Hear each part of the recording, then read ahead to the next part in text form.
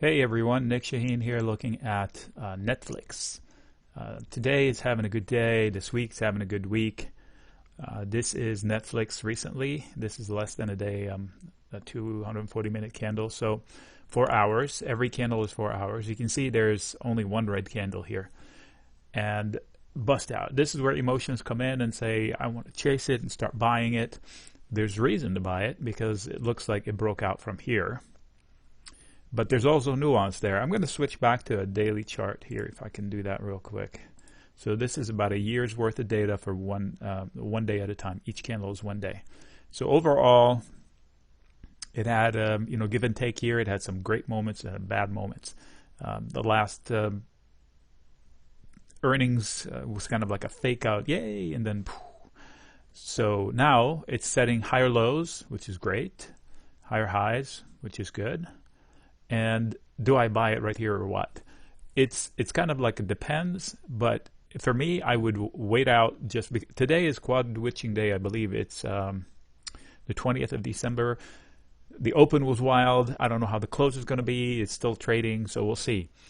The only reason I wouldn't jump in with both feet right here because of this. And in case you don't see what this is, I'm pointing at this level right there. So giant disappointment 2 earnings ago in July area. And then a burst. And then if you chased it here, you would have gone into a similar situation here.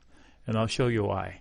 Now, this no hate against Netflix as a stock. As a company, I don't like the setup financially. Clearly they're the leader and everybody's chasing and they do great things. But from the traditional sense, I can argue both sides of the fence. But the stock is tradable.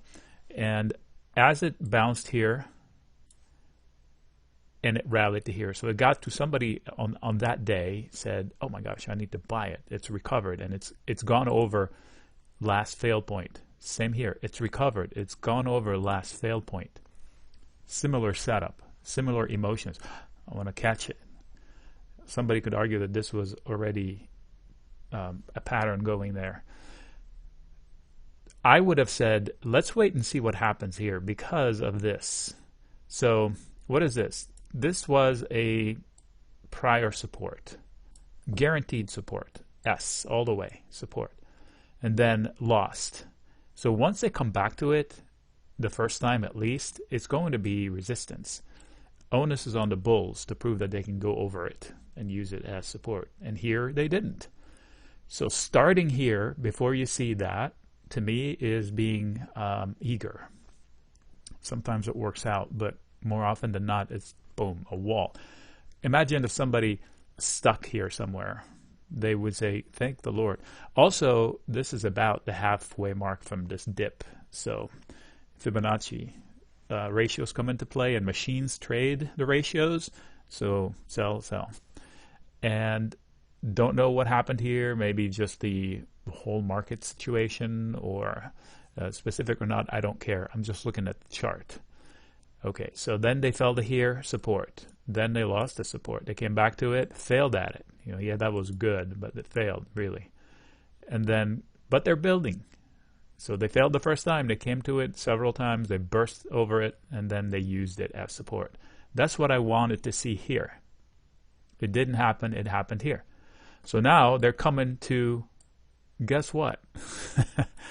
That same R from over there. I'm going to call it R1 for emphasis, that it's the same level. Are they going to just burst through it?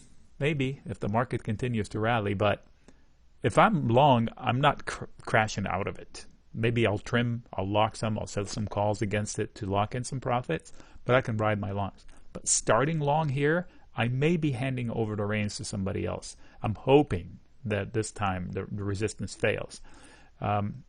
What is going on for it is the fact that this was also a failure point that has now been breached. And somebody could argue that this is a cup and handle, inverse head and shoulders, whatever, that has this much upside in it. Eyeball. Interestingly enough, the R2. So if I'm long, this would be my eyeball. zone here. So if I'm long from down here or down here, good for you. And this fills the gap. I didn't even mean it that way. Okay. So this is the levels I see in Netflix. A, is this going to play out as resistance again, R1? Is it going to repeat itself? Question mark. Why not wait another day and miss a couple of dollars in upside potential? Once it gets here, I bet you this is going to be resistance, because whoever was stuck here might want out there. So that's why I started the zone here. Okay. The upside potential of this may or may not be this exact point. I mean, you can use fine lines to do it. I give kudos more to levels than actual measurements, measured moves. So in this case, there is definitely opportunity in Netflix breakout. But the caution is, what about this R1 doohickey thing? That worries me a little bit if I wanted to start longs here. So this is, if I was talking to my brother, I would say, hey, why rush in today? Why not wait? Next week is a short week. So I definitely don't want to buy options into a short week. The time decay is a lot faster. Yeah, there might be cheaper, but I don't like to trade short weeks from an options perspective. If I own Netflix or I'm long Netflix, maybe I lock in some profits here. Not saying short it, I'm just saying that this could be that.